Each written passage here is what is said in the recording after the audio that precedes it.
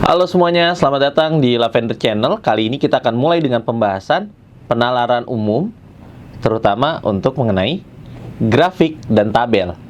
Penasaran? Stay tune di Lavender Channel. Oke?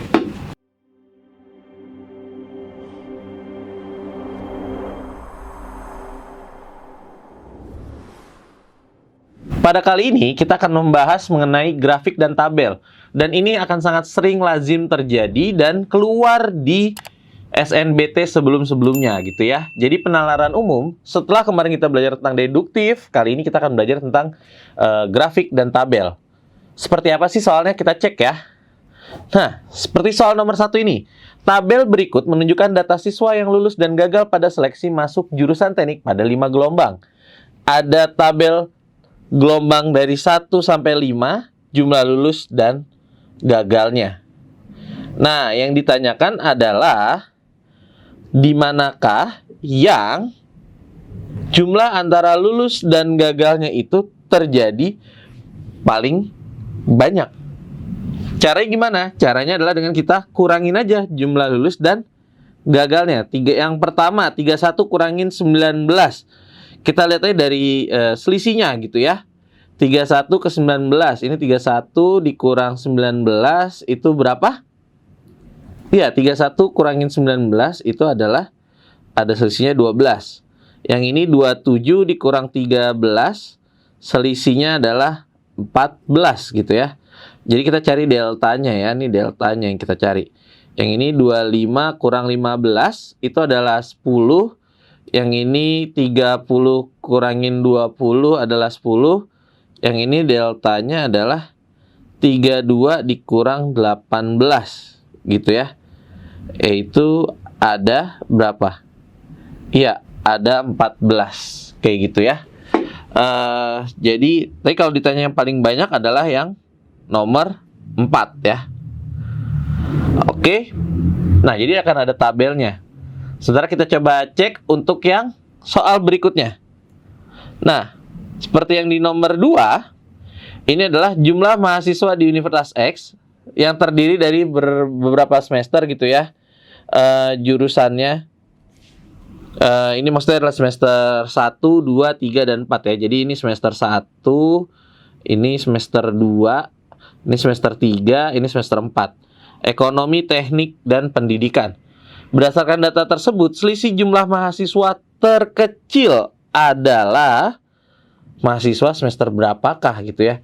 Berarti kita harus jumlahin nih. Jadi kita jumlahin nih, karena dia nanyanya bukan per jurusan, tapi total di universitas tersebut.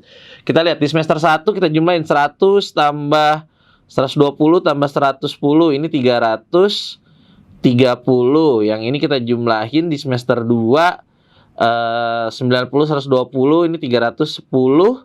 Ini 80, 180 tambah 90, ini 270.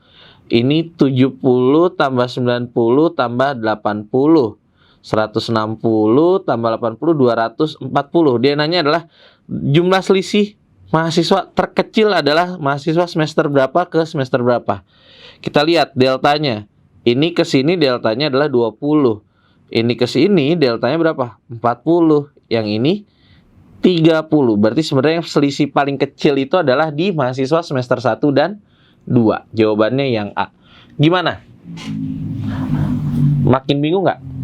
Gampang kan ya? Jadi sebenarnya kalau ketika membaca tabel dan grafik, itu adalah bagaimana kita menginterpretasikan data yang tersajikan dari soal. Di situ kita harus lihat dan kita cermati.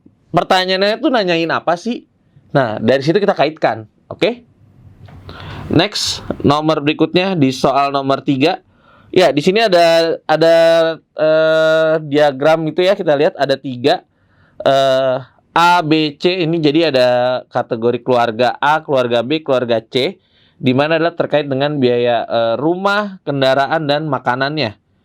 Ya, ini nilai pengeluarannya. Itu ada angka 1 sampai 7 gitu ya. Ini perbandingannya untuk biaya rumah.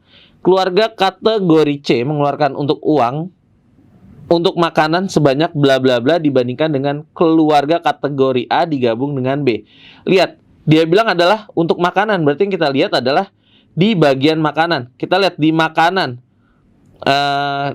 Di sini kita lihat di makanan keluarga A yang mana? Iya, keluarga A itu di angka kita tarik ke garis sebelahnya, ke sumbu Y-nya. Sumbu Y-nya dia adalah 1. Ini 1. Sementara di B di antara tengah-tengah antara 1 sama 2, berarti dia 1,5.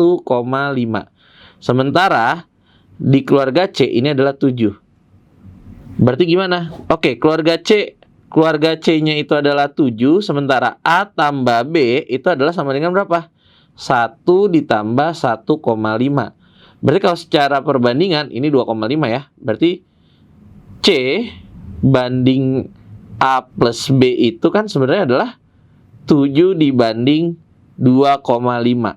Ini kalau disederhanain ini hampir, ini 2 komaan ya. Ini hampir mendekati 3 ya. Jadi jawabannya adalah lebih dari 3 kali.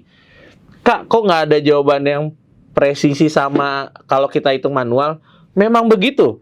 Jadi tipe pola ujian itu memang kadang dia tidak presisi ngasih angkanya itu, misalnya sebenarnya kalau kita hitung manual misalnya dia dapat angkanya 2,7, 2,8. Kita harus melakukan pembulatan.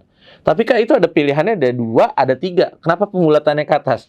Kenapa pembulatannya ke atas? Karena dia udah lebih dari 2,5. Kalau dia masih di bawah baru kita bulatin ke bawah. Jadi makanya jawabannya tadi untuk yang soal nomor 3 berikut ini adalah lebih dari 3 kali. Oke? Jadi kalau kalian lihat tuh ya, kadang di soal, bukan kadang sih, sering kali kalau soal-soal ujian tuh ya, entah tipe yang kayak gini gitu ya, ataupun nanti tipenya adalah soal pelajaran lain, itu pasti kelihatannya, di ABCDE-nya kok bagus ya angkanya ya, angkanya bulat sempurna gitu ya. Padahal pas kita ngitung tuh keriting. Itu gimana solusinya? Solusinya adalah memang kita harus melakukan pembulatan sendiri. Dan memang itu yang diinginkan dari panitia, bagaimana kalian bisa mengambil keputusan jawaban dengan cepat dan tepat. Kayak gitu ya adik-adik. Dan memang itu tujuannya, untuk mengecoh kalian. Karena kadang kalian terlalu asik hitung koma, ternyata jawabannya bulat loh, nggak usah sampai detail. Gimana? Makin menarik kan ya mengenai SNBT ya. Next, kita coba berikutnya. Soal nomor 4. Nah, kalau tadi kan kita lihat udah ada tabel, terus tadi grafik diagram batang. Kali ini grafiknya bentuknya garis. Jadi kita biasanya di penalaran umum itu akan berbagai macam ya bentuk grafiknya, mulai dari yang diagram batang, garis, ataupun nanti ada yang pie chart gitu ya. Pie chart tuh yang kayak kue pie gitu ya, lingkaran, atau nanti berbagai model gitu ya. Tapi kita harus bisa menginterpretasikan datanya dengan baik dan benar. Oke. Kita lihat soal nomor 4. Ini adalah tingkat kepuasan produk pasta gigi Y, di mana yang 0 sampai 100% itu adalah nilainya. Ini per tahunnya. Yang pertanyaannya adalah pada tahun berapa ketidakpuasan terendah. Berarti kalau gitu apa? Cari yang kepuasannya paling tinggi gitu ya. Kita lihat aja dari sini. Ini dari 2015. 2015 tuh ada di sini. Di antara 40 60. Oh, berarti dia 50% nih. Ini di sini 2017. Berarti 80%. Oh, ini 2016 di sini. Berarti di antara 80 60 dia 70%. Kita harus jeli ya dalam ngeliatinnya. Ini 60%. Nah, yang ini berapa nih? 2019 20%, yang 2020 40%, yang ini 80%. Yang berikutnya di antara ini dia adalah 50%. Kalian boleh lihat ya, pernyataannya di atas itu grafiknya grafik tingkat kepuasan, tapi yang ditanya adalah pada tahun berapa ketidakpuasan terendah. Berarti lawannya ketidakpuasan adalah kepuasan kan? Berarti kalau dia terendah, cari kepuasannya paling tinggi. Soal kayak gini sering banget nih kalau kita tidak teliti, kita udah main nembak aja. Terendah ya? Kalau terendah berarti yang 2019. Dan ada jawabannya di C. Padahal yang diminta adalah ketidakpuasan. Berarti kalau ketidakpuasan terendah, berarti lawannya apa? Kepuasannya justru yang kepuasan tertinggi. Dan kebetulan kepuasan tertingginya ada di 2 tahun yang sama. Gimana Kak kalau ada 2? Kita lihat lagi. Ada nggak pilihannya? Kan sebenarnya di sini ada yang 2, yang ada yang sama 2, yaitu 2017 sama 2021. Ya udah kita pilih satu aja karena cuma ada 2017. Jadi jawabannya yang B. Oke? Hati-hati sama tata bahasanya. Karena memang tujuannya dan memang seleksi itu adalah selain mengetes kemampuan kalian, juga mengetes untuk bagaimana kalian menganalisis kecepatan dan ketepatan, kayak gitu ya. Jadi kalau kalian nggak teliti gitu ya, itu kalian bisa lihat, bisa kekecoh. Oh, ada lagi jawabannya. Dan memang itu tujuan dari pola seleksi. Oke, next kita coba soal berikutnya. Di soal nomor 5, nah ini pie chart, di mana dia ngasih taunya adalah 120 derajat, 80 derajat. Ingat ya, kalau lingkaran itu dia adalah 360 derajat. Itu yang harus kalian ingat. 360 derajat. Kita lihat ini udah 120 sama 80. Berarti ini 2 udah berapa? Oh, kalau siku-siku itu 90 derajat. Berarti kalau kita jumlahin 120 tambah 80 berapa? 120 tambah 80 adalah 200. 200 tambah 90, 290. Berarti yang seninya ini adalah 70 derajat. Oke? Ini 90 derajat karena dia siku-siku. Oke, paham ya teman-teman? Jadi di sini ada sepak bola, bela diri, basket, seni. Yang ditanya adalah sebanyak 720 siswa menyatakan kegemaran terhadap 4 jenis ekstrakurikuler. Perbandingan besar derajat seni terhadap sepak bola. Dia adalah mintanya derajat seni ya. Bukan jumlah ya.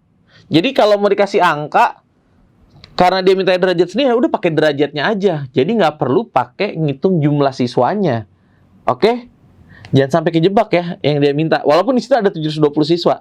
Kecuali kalau pertanyaannya adalah, yang diminta soalnya adalah berapa sih perbandingan jumlah siswanya? Walaupun nanti ntar ujungnya bisa ketemu. Oke? Derajat seni. Seni itu adalah 70 derajat. Seni 70 derajat. Sepak bola itu adalah 120 derajat. Ya udah disederhanain 7 banding 12. Jadi jawabannya 7/12. Gimana setelah mempelajarinya? Makin bingung nggak? Semoga nggak bingung ya. Karena apa? Karena memang ini tujuan dari penalaran umum tadi yang sebelumnya kita udah pernah pelajari. Selain dia ada penalaran analitik, ada induktif, deduktif, dia juga adalah kemampuan bagaimana kalian membaca data dari sebuah soal yang tersaji.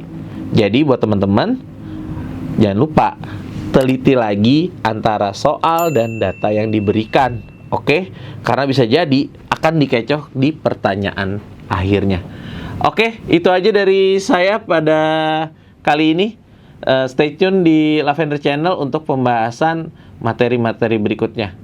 Terima kasih semuanya. Sampai jumpa.